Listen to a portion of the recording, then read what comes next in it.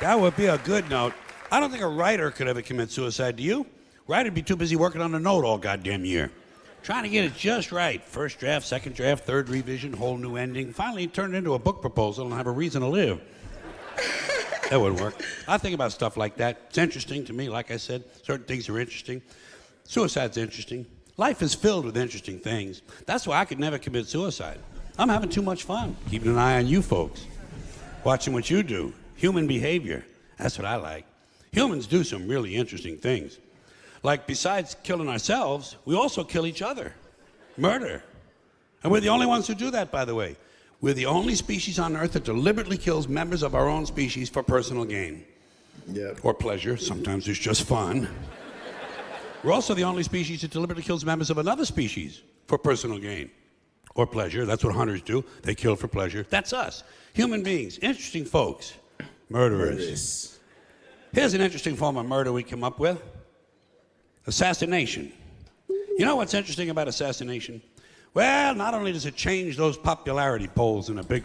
That's so fucking funny, bro. It only just means you kill somebody famous. Fucking hurry. But it's also interesting to notice who it is we assassinate. Do you ever notice who it is? Stop to think of who it is we kill. It's always people who've told us to live together in harmony and try to love one another. Jesus, Gandhi, Lincoln, John Kennedy, Bobby Kennedy, Martin Luther King, Medgar Evers, Malcolm X, John Lennon. They all said, try to live together peacefully. Bam! Right in the fucking head. Literally, bro. Apparently, we're not ready for that. Yeah, that's difficult behavior for us. We're too busy sitting around trying to think up ways to kill each other. Here's one we came up with. It's efficient, too. Genocide, you know? Killing large numbers of people simply because they don't look like you, they don't talk like you, and they don't have the same kind of hats you do. Racist. You ever notice that anytime you see two groups of people who really hate each other, chances are good they're wearing different kind of hats. Keep an eye on that, it might be important. But anytime there's genocide, there are always mass graves. Right? Yeah. Every time we kill some dictator and go march into his country, we always find mass graves. Thousands and thousands of dead bodies of people the dictator killed. And everybody over here gets horrified. Whoa, mass graves, whoa. Well, shit, what's a guy supposed to do with a couple thousand people he just killed? Dig separate holes? Fuck that shit. It's labor intensive. Get real. The whole idea of killing a large number of people at one time in one place is convenience, efficiency. Throw them in the fucking hole. Look at it this way. At least the dictator had the decency to throw a little dirt on them. Give the guy some credit. Dictator's a busy man. Got a lot on his mind. Like trying to figure out who's planning to kill him. So he can pick them up, put them in prison, and torture them. Here's another one of our interesting, heartwarming behaviors we came up with. Somewhere along the way, torturing each other. You want to hear a really cool torture that the Romans invented? They also used it as a form of capital punishment. It's really creative. They would take the guy in question, stuff him in a burlap sack, seal the sack up real tight, and throw it in the river. But, and here's the creative part, inside the sack with the guy, they would put a dog, a monkey, and a snake. Okay?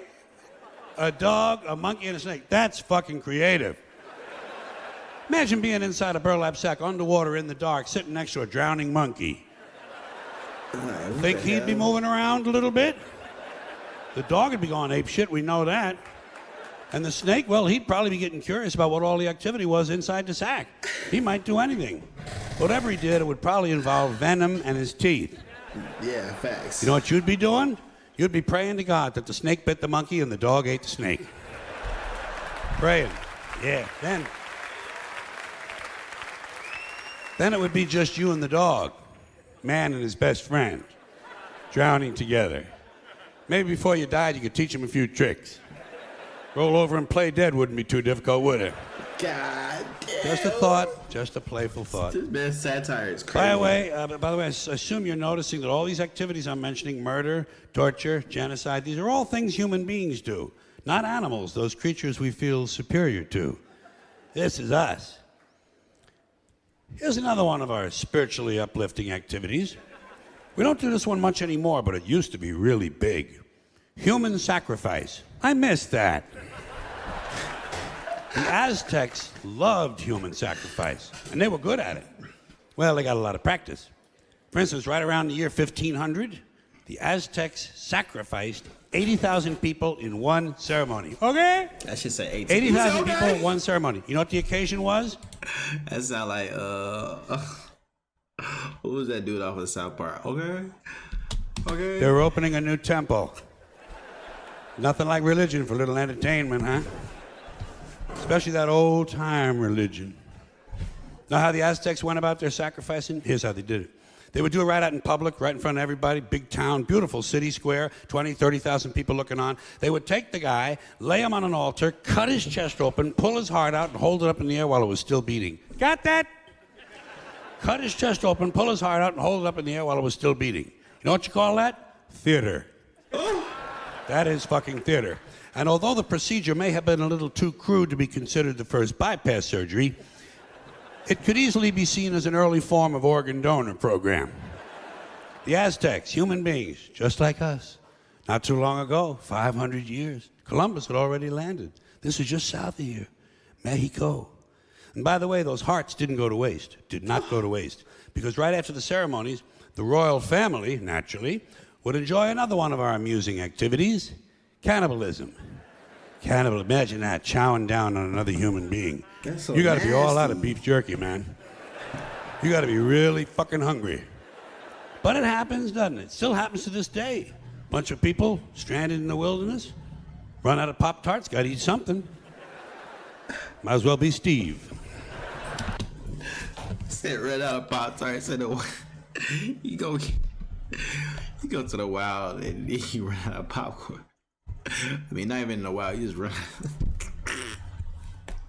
Why does man say run out of Pop-Tarts, gotta eat something. Might as well be Steve. And how do you decide who to eat first? How do you decide who's first on the barbecue rack? Do you pick on the little guy because he's skinny and he can't fight back? Or do you all gang up on the bodybuilder because he got a lot of steaks and chops on him? These are things human beings have to consider. One more of these charming diversions of ours. Necrophilia. Huh? Now there's a hobby for you. Fucking a corpse. Takes a special kind of guy, don't you think? A different type of guy, bro. But it happens. More than you might think. It happens among humans. Animals don't do that. Animals don't fuck their dead. A rat will do a lot of gross things, but he will not fuck a dead rat. It wouldn't even occur to him. Only a human being would think to fuck someone who just died. We gotta be the most interesting critters on the planet. And then we wonder why a UFO doesn't just land and say hello. They gonna do some crazy shit to that, bro. I wonder if aliens really do come down here and just like stay just to see what's going on, and they realize like, oh hell nah, we not about to let them know that we aliens. Fuck that. Like they see all the shit that humans be doing, bro. They probably be like, no, hell nah. Oh.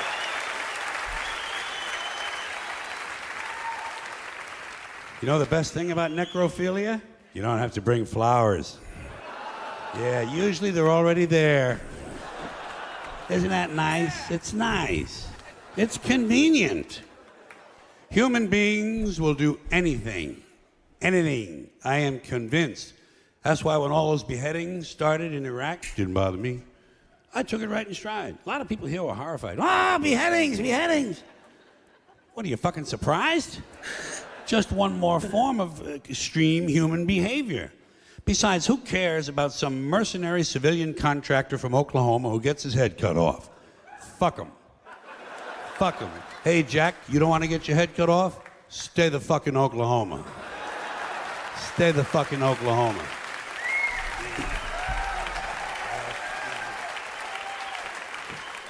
They ain't cutting off heads in Oklahoma, as far as I know. But I do know this. You strap on a gun and go strutting around some other man's country, you better be ready for some action, Jack. You better be ready for some action. People are touchy about that sort of thing. And let me ask you this while I have you good, clean Americans here. This is a moral question, not rhetorical. I'm looking for the answer. What is the moral difference between cutting off one guy's head, or 2, or 3, or 5, or 10, and dropping a big bomb on a hospital and killing a whole bunch of sick kids. Has anybody in authority given you an explanation of the difference? I have not gotten an email on this. No one will talk to me. I haven't gotten a postcard, not a fucking instant message, nothing. Now, in case you're wondering why I have a certain interest in fascination, let's call it, with torture and beheadings and all of these things I've mentioned, it's because each of these items reminds me in life, every time one of them occurs, it reminds me over and over again what beasts we human beings really are, you know? Yeah, bro. Humans are... Yeah, we can be the worst. When you get right down to it, human beings are nothing more than ordinary jungle beasts, savages, no different from the Cro-Magnon people who lived 25,000 years ago in the Pleistocene forest eating grubs off of rotten logs. No different. Our DNA hasn't changed substantially in 100,000 years. We're still operating out of the lower brain, the reptilian brain, fight or flight, kill or be killed. Really? Now, we like to think we've evolved and advanced because we can build a computer, fly an airplane, travel underwater. We can write a sonnet, paint a painting, compose an opera. But you know something? We're barely out of the jungle on this planet. Barely out of the fucking jungle. What we are is... And this civilization of ours that we're so proud of, this civilization with its so-called civilized behavior, you ever stop and realize how fragile all this is? How fragile the whole structure, how easily it could all just break right down? Just break right down. Wouldn't take much. Probably happened in less than 2 years. Wouldn't take much all to throw us right back into barbaric times. All you'd have to do would be eliminate electricity. That's all. But completely eliminate electricity. So, no electricity, no lights. You're back to candles and lanterns, campfires and bonfires. Batteries couldn't be recharged. Generators couldn't be refueled because fuel is pumped electrically. So is water, by the way, so no lights, no fuel, no water, no computers, and computers run everything. And among the many things computers run and that operate on electricity are all of these security systems in all of our jails and prisons and nut houses. So suddenly, without electricity, all across America, the gates and cell doors of penitentiaries and mental institutions would fly open.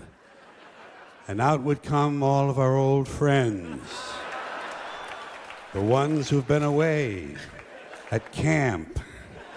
Serial killers, mass murderers, felony rapists, armed robbers, carjackers, home invaders, thieves, burglars, kidnappers, sadists, pedophiles, sexual predators, pimps, pushers, pornographers, speed freaks, crackheads, sick, junkies, all the ethnic street gangs, black, Spanish, and Asian gangs, Japanese yakuza, Russian mafia, neo-Nazis, white supremacists, Sicilian hitmen, Italian mobsters, Jamaican and Colombian drug gangs.